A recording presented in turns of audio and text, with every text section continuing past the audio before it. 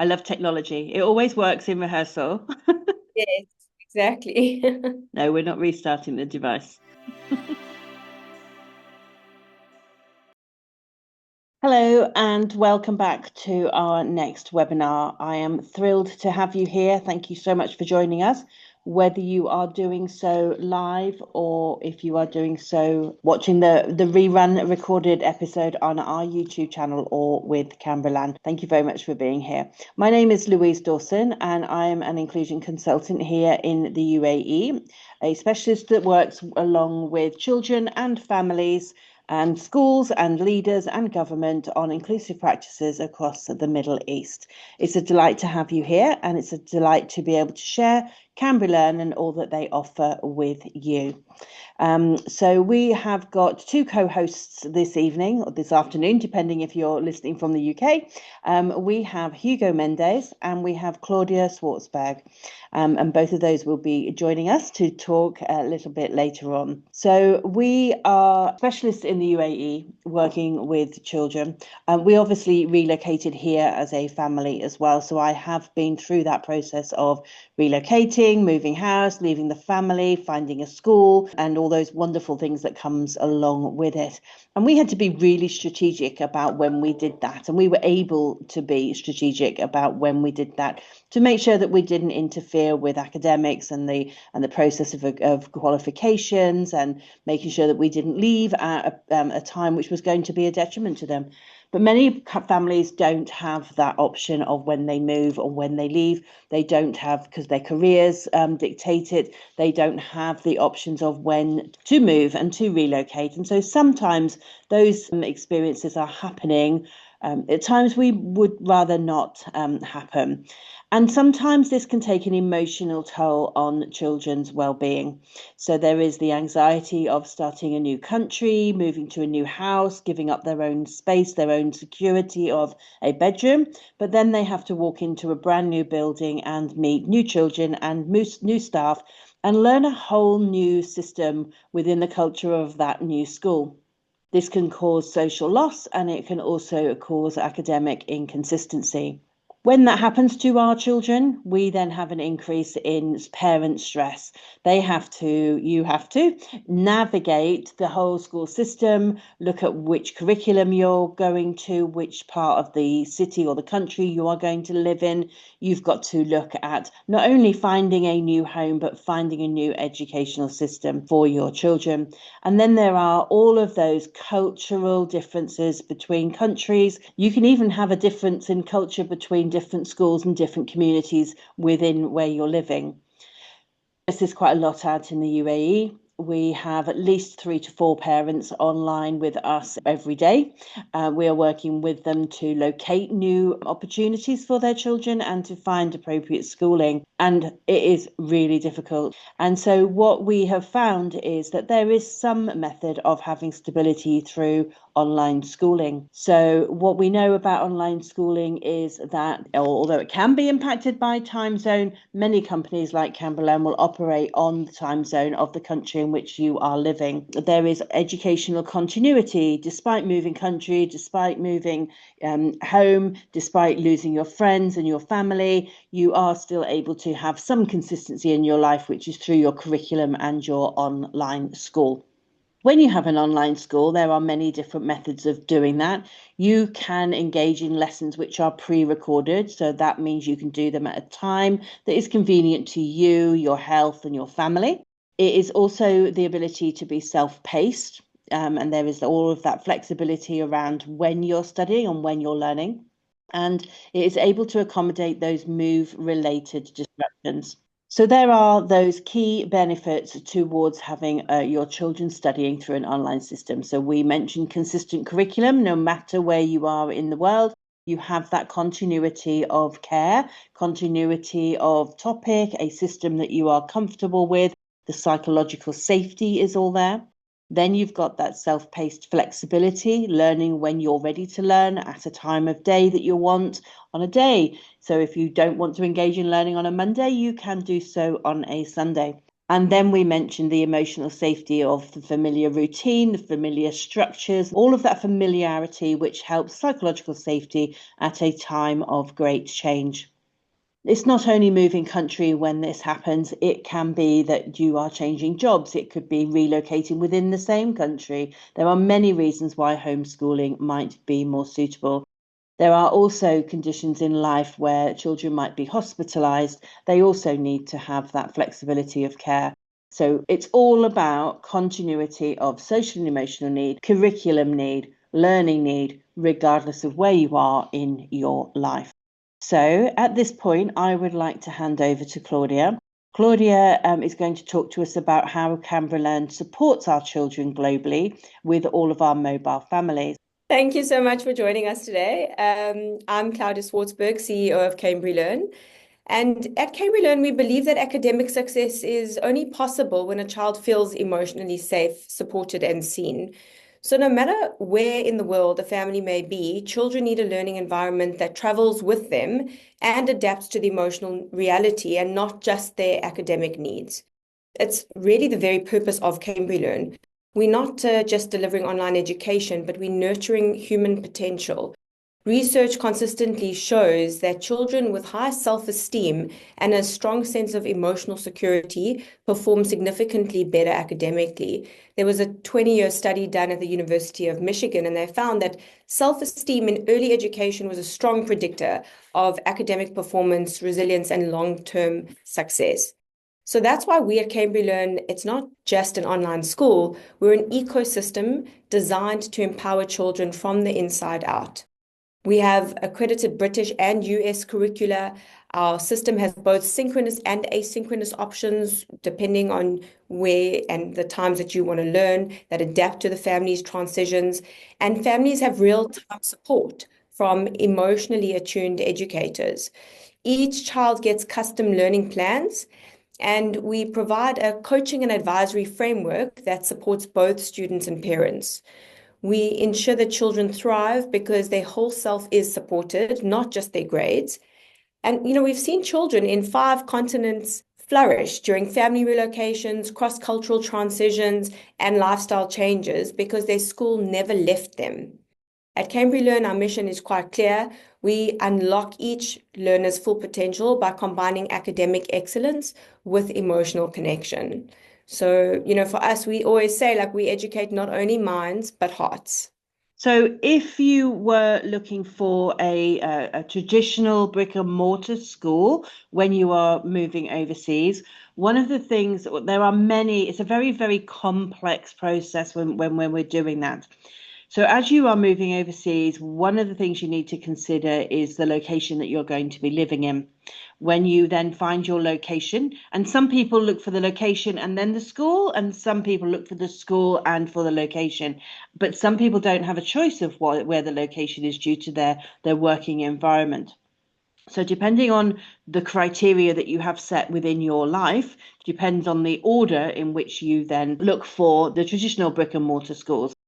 So we're looking at location, we are looking at curriculum next. So often in a country, there will be a government website which lists all of the schools in the area. And you might be looking for an international school. So the next thing you're going to do is search for all of the schools in your area that meet the criteria of curriculum. After you have found your short list of schools with the curriculum, the next thing we're looking for is the fee point. How much is this going to cost you? So you would then filter the list of schools based on the cost that it's going to cost. And it's not just the cost of the fees, but the cost of the school trips, the cost of the school uniform. If the children are going to need to get a bus, how long will they be on that bus? How much is that bus going to cost you? Do you have to subscribe to school dinners, or are you able to bring in your own food and refreshments? So there's all of these little questions that you need to try and understand to go through that shortlisting process. Once you've got your short list of schools, I then ask people to be really strategic about it. Sometimes when you're arriving in a country, schools are full and you may have to be placed on a waiting list. And my advice to those parents is to get yourself put onto the waiting list of your top 3 choices. Go and have a tour of the schools, see which buildings feel good to you. And when you're going on a tour of a school, you are looking for how are the children behaving? How are they in their classrooms? What is the environment like? How much real light do they have? Is the school a concrete jungle, or does it have green open spaces for children? Do they have space where they can regulate and be calm, like nice calm libraries, or do they have a calm cafeteria at lunchtime? What is that environment like? If your children are going into sixth form, do they have a sixth form area? Do they have a place where they can study quietly to enable them that success?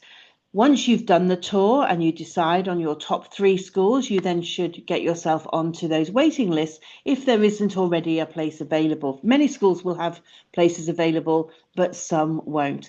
So then you get yourself onto that mailing list. And my advice then is to sit on that waiting list and then connect with the admissions team and then repeatedly catch up with the admissions team.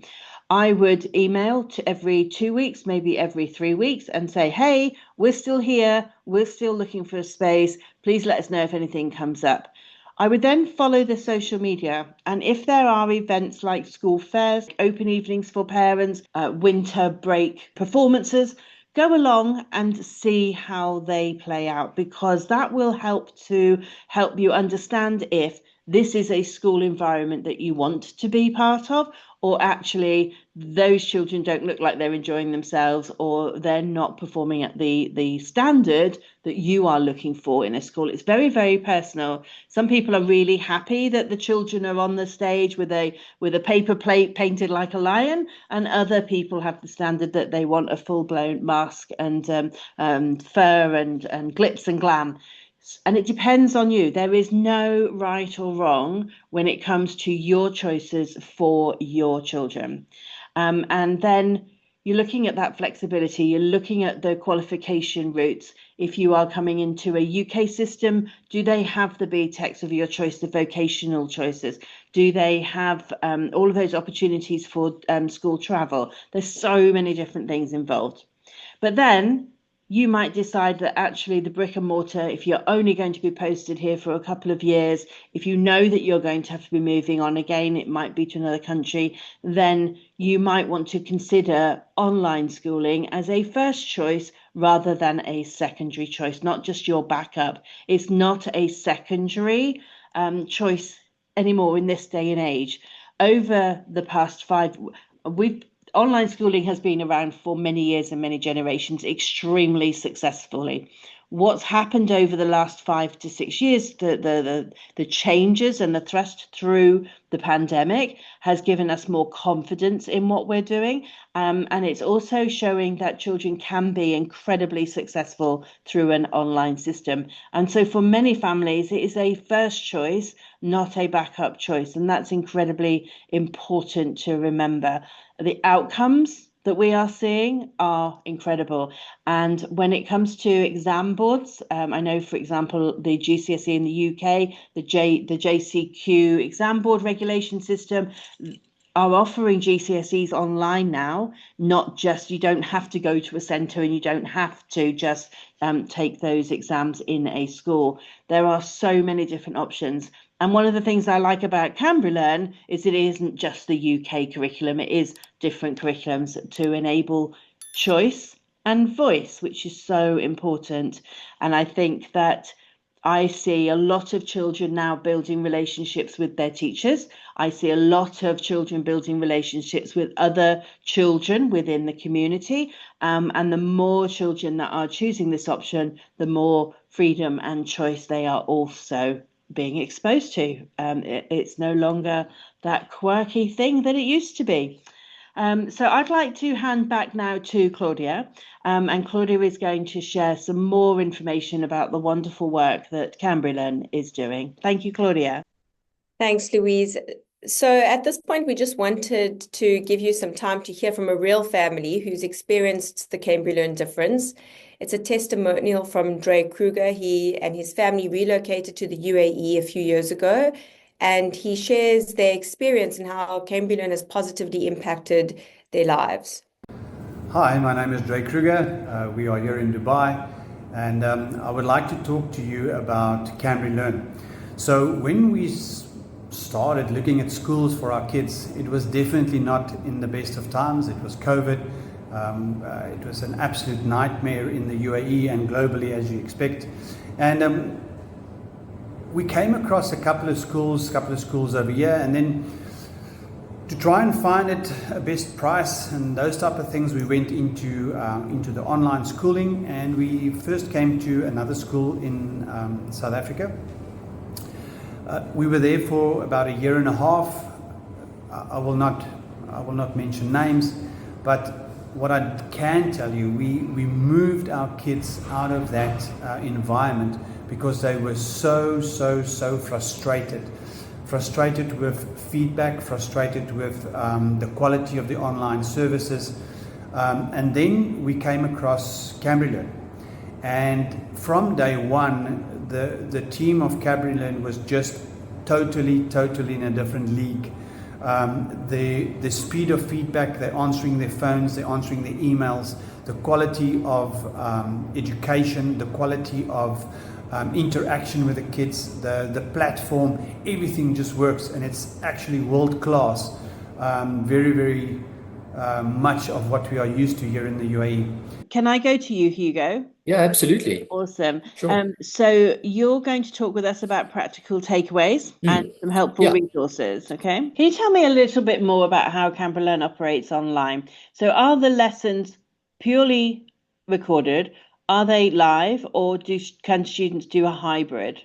Actually encouraged to be hybrid, because the more engaged you are, the more likely you are to succeed, right, Louise? So it's both synchronous and asynchronous, as Claudia mentioned. So what that means is it's both live streamed Zoom classes, and those are recorded for later viewing on demand. So you have the ultimate in flexibility as well as interactivity, because that makes all the difference when it comes to learning, right?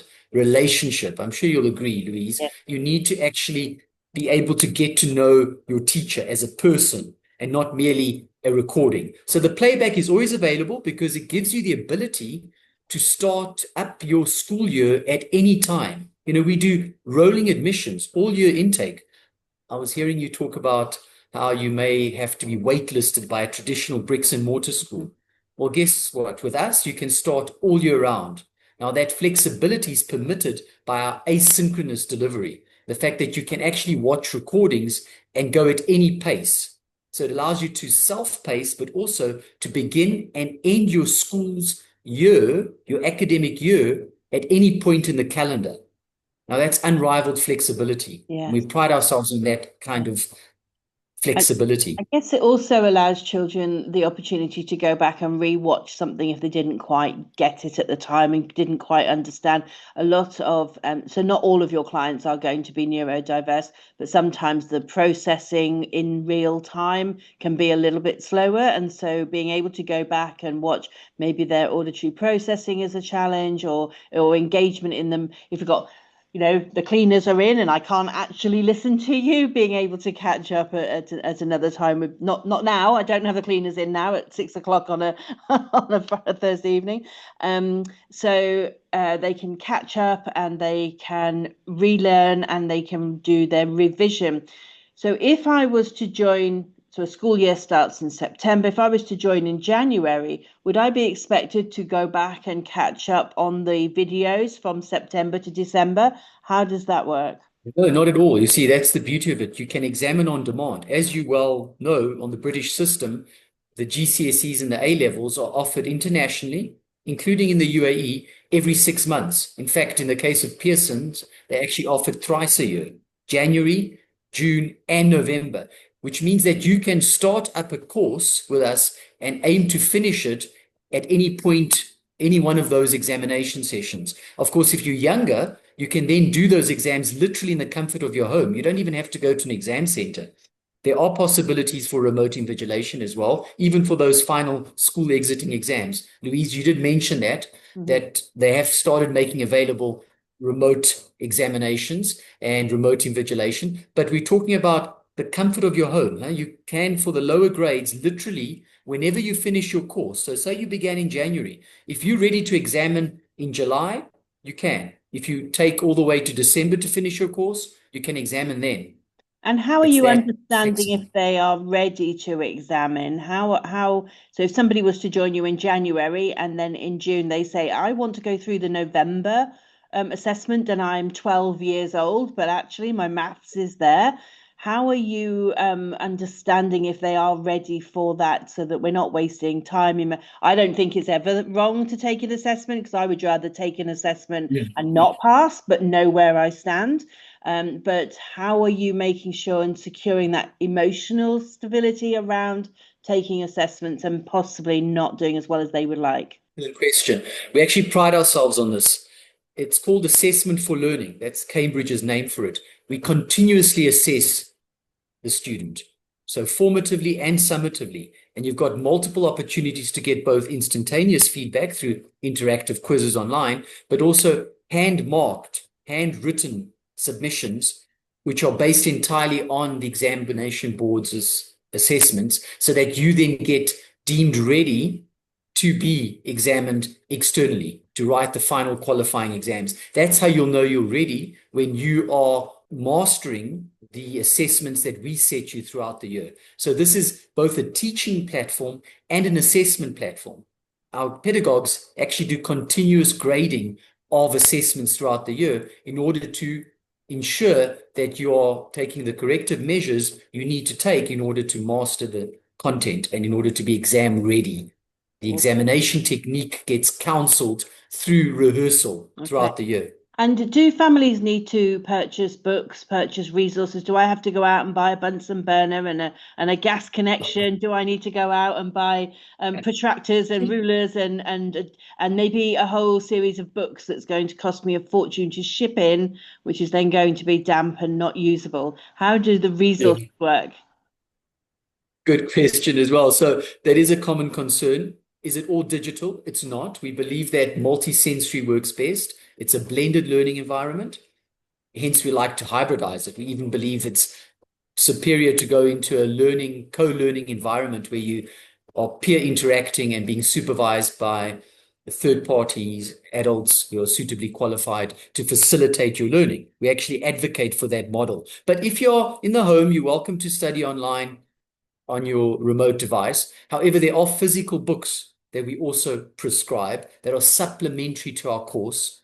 You need to then equip yourselves with those. Now, the good news is they're easily available throughout the UAE. There are local bookstores and online retailers that sell them all. So you can get the books quite easily. You can even get them in electronic format.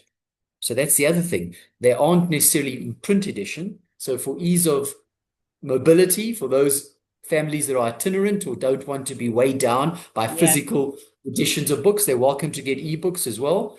And as for the science experiments, as you envision, like Bunsen burners and beakers, it's quite interesting. So the Cambridge A-level exams for the sciences require practicals. They do. But the Pearson edXL that we offer do not. They're all theory paper-based papers. So they actually overcome that obstacle that distance learners sometimes encounter, is where do you go practice, rehearse your experiments in a lab. So although we demonstrate them online, and you can certainly do a lot of the ones that are safe, that are not involving toxic or hazardous materials in your home, in your kitchen, but you cannot ultimately do the lab experiments easily on the Cambridge sites without having access to a traditional school lab. So then we recommend the Pearson edXL exams as the alternative to the practicals. So you can literally just do theory paper-based exams to get the same qualification. That's awesome. And I had another really good question, which it's come back again. It went out, but it came back in. I grabbed it before it disappeared.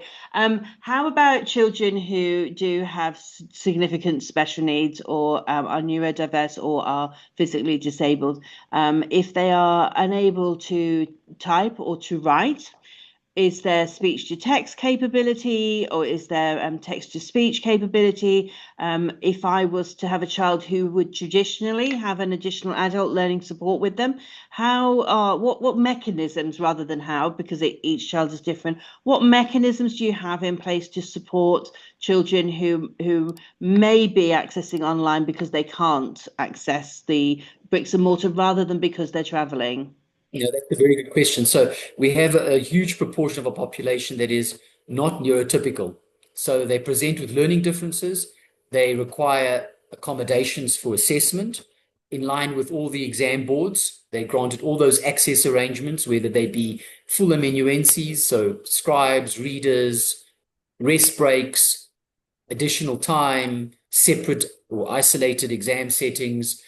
But the nature of our platform, as you alluded, is self-paced, highly academically flexible. And that's what permits neurodiverse learners to then, with the aid of perhaps a teacher aid, with the concessions that are granted, and with the ability to learn at their own pace and in their own time, and only take as many courses as they can handle, that's what makes it so ideal for the neurodiverse population. So we have a large proportion of our students that are finding this highly customizable, personalized learning to suit their tailored needs. So whether they have got an IEP, an individual education plan, or they've got learning differences that require pruned curriculum, fewer subjects, all of that is made available to the learner, to the student. It's all customizable. That's our calling card. Okay. Every child on their own individual pathway. And yes, we do allow for all those differences. I think one of the questions that comes through loud and clear, Claudia, is the social needs of children. Okay, so I know that you will have fielded this question every day of your career. How am I going to support my children to have the connection with other young people of the same age to enable that peer development, the social development? How are families doing that? So I first got to start with a humorous post that we saw the other day on social media. It wasn't ours. And, it said, oh, by socialization, you mean sitting in a class and being told not to talk because this is not the time to socialize. Absolutely. So, and why I mention that is because I think that the perception of socialization at a school is sometimes skewed just because you're in an area with other people. Mm-hmm. If you look at, we've got thousands of homeschoolers all around the world, and obviously, just by nature of our solution, everyone has different types of social solutions for their children and their families. But to give you an example, it provides for far more relevant connection because you now are able to find like-minded families with children that share the same interests and, share the same cultures, and you don't have the same issues of bullying and, that kind of emotional difficulty that a lot of these kids deal with in big, large environments. So sometimes having too many kids around is always not such a good thing as well. And these kids tend to go to sports during the day and they have friends from a sporting environment. They have learning pods. We've got lots of parents that have created learning pods in their areas. They go to a lot of our affiliate centers, which are there specifically for social interaction, group projects, and one-to-one facilitation and mentorship. So, and at the same time, we also have physical events that these students attend monthly, and, they're more kind of grounded in nature and more about fun. There's nothing academic about the events that we run. So there's so much, and these kids are so busy. They are so social. But the amazing part is that it's completely flexible. So there's no such thing as, I look at kids in traditional schools and they don't even have time for play dates anymore because they're leaving school at 3 o'clock. Then they've got extra homework and extra tuition. Then they've got their sports. By the time they're home, it's dinner time, it's to bed, and it's waking up again. I don't know what's social about sitting on a bus with 40 other people with, apples being thrown at you or yeah, I completely agree. I just think that that's a perception that homeschooling means from 7:30 till 4 o'clock, we are sat at our kitchen table being supervised by a parent who is tearing their hair out because they don't know trigonometry, with a child that is stuck at a screen, having that interaction with the computer, but not having an interaction with life. Whereas my experience is that young people learn really well because they are doing it themselves in an environment where they are being supported and catered for. But because they're learning that quickly and that well in the moment, actually they have less learning time, which does free up all of that time. I know some children that are using online schooling because they have those sporting pursuits. So I have a student who is doing their online learning in the evening, because in the daytime they are it's not, I'm going to say go-karting, but it's not go-karting, it's some form of racing that I know nothing about. But I also worked with an Olympic swimmer who was online learning because they were traveling around the world doing trials, so again, that continuity of care. So I do think it's a system that is possible for many different families. It is a solution for many different children. And the only way to know if it is suitable for your children is to have a conversation, see what it's about, potentially have a trial, see how that goes. Now, we do have a couple of people watching, and before we move off, I've got to ask, does anybody have anything in the chat? Yes, so Mina has asked. Mina, would you like to come on and speak? If so, you are free to unmute yourself. If you would rather not speak, I will ask the questions for you. I just asked about the social skills. When the child switches from online to offline, is the online school certificate accepted by offline schools? So the question is around, if I try online school for a year, but I want to reintegrate them into a mainstream school, is that permissible? And do you know if that's permissible, particularly in the UAE? For expats, it's not an issue at all because it's the international curriculum they're doing, right? Pearson or Cambridge, it's the same curriculum, or American, that these schools will be doing. But I believe for Emiratis, you have to get concession to do online learning. It's for exceptional circumstances. You can't just decide to go online and get a report card from an online school and then go back and transfer into a traditional school. So that would be for the locals to just Conversation with the investigate. local authority if you are Right, yeah. a local Emirati, but if you're an expatriate, there are no regulations. Completely agree. So Correct. when it comes to the costings, is that something that you're prepared to discuss here, or is that dependent on the child, the age, the fee structure, the number of subjects they take? I presume that's quite a complex calculation. You got it. Quite right. People should contact you correctly. There's a scan that you can do of the QR code up there. So I encourage you, if you'd like to book a consultation or to learn more about CambriLearn, if you'd like to speak to a consultant, please just scan the QR code there, and all of these links are freely available. You can just click on them, follow the instructions, give us your details, and we'll gladly reach out to you and give you more information. And because we do have a room of educators, and I feel safe to ask the question, if somebody wanted to be an online teacher with you, what sort of qualifications are you looking for? This is a genuine question, okay? This is not me seeking a job, but should one of our colleagues here in the UAE wish to pursue a career with you, what does that look like? So from a technical standpoint, we've got a full department that is dealing with people that want careers in online schooling. We've got a lot of teachers that also like the flexibility of, a more remote working environment and able to travel around themselves and teach from anywhere around the world. So, we always get emails at hello@CambriLearn. And our HR department will be in contact with them. And in terms of what it also looks like, is it's hugely beneficial because it really is an output-driven environment. There's no, just as much as we are flexible with our schooling, we are flexible with our employment, as well. So that's one of the perks about the CambriLearn environment. I just looked at my partner and went, hang on a minute, I can do that. Why did I say I wasn't interested? Maybe that's a whole new avenue for my own personal life. So thank you very much for the questions. I think I asked, yes, what student data is held? Where is it held? And who has access to that? Hugo, you want me to answer that? I think we'll both say the same thing. We treat confidential and private information with the utmost discretion. We guarantee, as any school would, that only suitably authorized personnel will have access to your children's information. And of course, we're also an online company that has to comply with all the regulations regarding security of data and safety of information.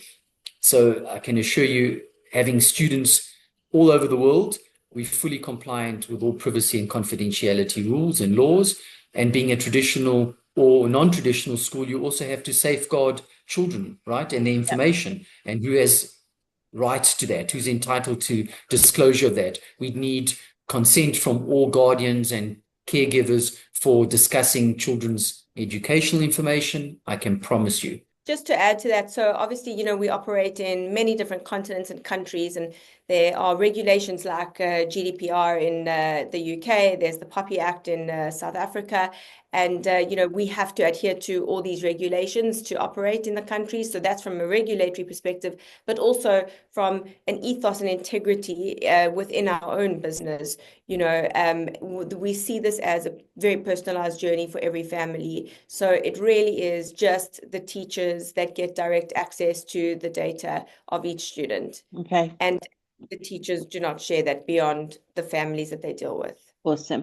And then I'm guessing that you're checking teaching staff backgrounds, qualifications, and safeguarding checks as you would in a normal, typical bricks and mortar school. 100%. And, they've got minimum 10 years experience. We know the schools that they've worked in before. So, we do. And I'm only 21, so I don't qualify.